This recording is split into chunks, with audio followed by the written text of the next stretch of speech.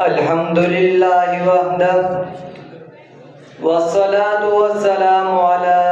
أشرف الأنبياء والمرسلين أما بعد فأعوذ بالله من الشيطان الرجيم بسم الله الرحمن الرحيم يرفع الله الذين آمنوا منكم والذين أوتوا العلم درجات وقال النبي صلى الله عليه وسلم من يرد الله به خيرا يفقهه في الدين أو كما قال عليه الصلاة والسلام صدق الله العظيم وصدق رسوله النبي الصادق الأمين واجب الاحترام قابل قدر علماء کرام، معزز مہمانان گرامی اور بزم قاسمی ضلع لسبیلا بلوچستان کے پہلے سالانہ تقریری مقابلے میں تشریف لانے والے عزیز طلباء ساتھیوں، آج میں آپ حضرات کے سامنے جو موضوع لے کر حاضر خدمت ہوا ہوں وہ ہے عالم دنیا میں دینی مدارس کا کردار۔ سامعین محترم، متحدہ ہندوستان میں برطانوی سامراج کے ناپاک قدموں کی نحوست نے مسلمانوں کی تہذیب و کلچر کو ملیا میٹ کر دیا۔ ان کی کوشش تھی کہ کسی طرح مسلمانوں کے دلوں سے دین و ایمان اور شرافت و دیانت کے آثار و نشانات کھرچ کر صاف کر دیے جائیں۔ اس لیے وہ ہندوستان پر اپنے ناپاک قدم جماتے ہی طرح طرح کی سازشیں اور مکاریاں کرنے لگے، جس کی وجہ سے رفتہ رفتہ ہندوستان میں انگریزی تعلیم اور انگریزی تہذیب و تمدن کا رواج ہونے لگا اور مسلمان اس سے متاثر ہونے لگے۔ مسلمانوں کی نئی نسل کی بگڑتی ہوئی صورتحال کے پیش نظر اور مسلمانوں کے دین و ایمان کے تحفظ کی خاطر علماء امت نے چھوٹے بڑے 20 مدارس قائم کیے۔ ان مدارس نے بے سر و سامانی کے باوجود اپنے قیام کے مقاصد اور تعمیر ملت میں بے مثال اور لازوال کارنامے سر انجام دیے۔ ان مدارس نے مسلمانوں کو انگریزی تہذیب کے زہریلے پن اور انگریز حکمرانوں کی اسلام دشمنی سے روشناس کرایا۔ چنانچہ مسلمانوں کے دلوں میں انگریز سامراج کے خلاف نفرت کا بیج بونے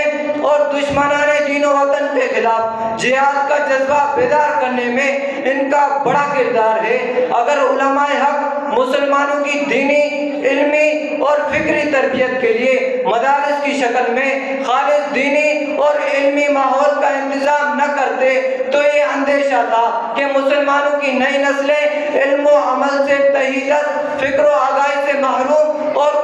دین و مذہب سے ان کا رابطہ منقطع ہو جاتا۔ سامعین محترم، اسلام کی نشر و اشاعت اور اسلام کے دفاع میں دینی مدارس کا کردار یہ ایسی واضح اور روشن حقیقت ہے کہ اس کا انکار نہیں کیا جا سکتا۔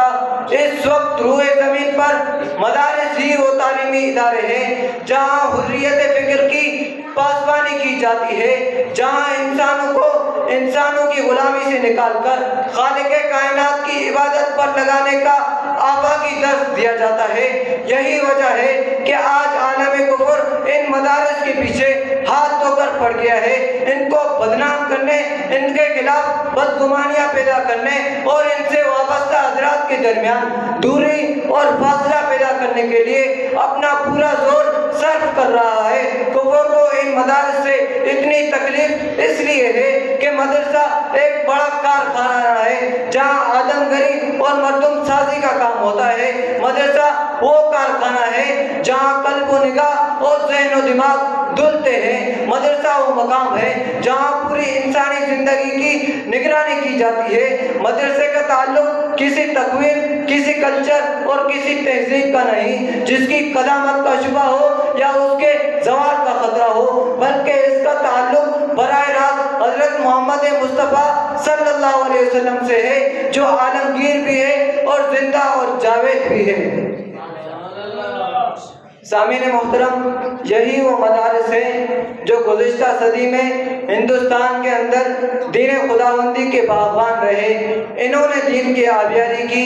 انہی کی دم سے علوم نبوت زندہ و تابندہ رہے۔ ان دینی اداروں کے لاکھوں فضلاء آج دنیا بھر میں قرآن و سنت کی خدمات سر انجام دے رہے ہیں، جو کہیں آپ کو مساجد کے ائمہ کی صورت میں نظر آئیں گے تو کہیں ممبر و محراب پر ابلاغ دین اور دفاع دین کرتے ہوئے نظر آئیں گے تو کہیں گلی کوچوں میں دعوت تبلیغ کا کام کرتے ہوئے نظر آئیں گے تو کبھی اسمبلیوں میں ناموس صحابہ اور عقیدہ ختم نبوت کا تحفظ کرتے ہوئے نظر آئیں گے تو کبھی عدالت کے کٹہروں میں دشمنان دین کے خلاف برسر پیکار نظر آئیں گے تو کبھی امارت اسلامیہ افغانستان کی سرزمین پر طالبان کی صورت میں نظر آئیں گے، جنہوں نے وقت کے سپر پاور روس کو ناکوچنے چپا دیے اور جب امریکہ آیا تو اس کے ساتھ امریکہ اور دیگر 54 ممالک کو شکست فاش دے کر یہ اعلان کر دیا کہ کتاب سادہ رہے گی کب تک، کبھی تو آغاز باب ہوگا۔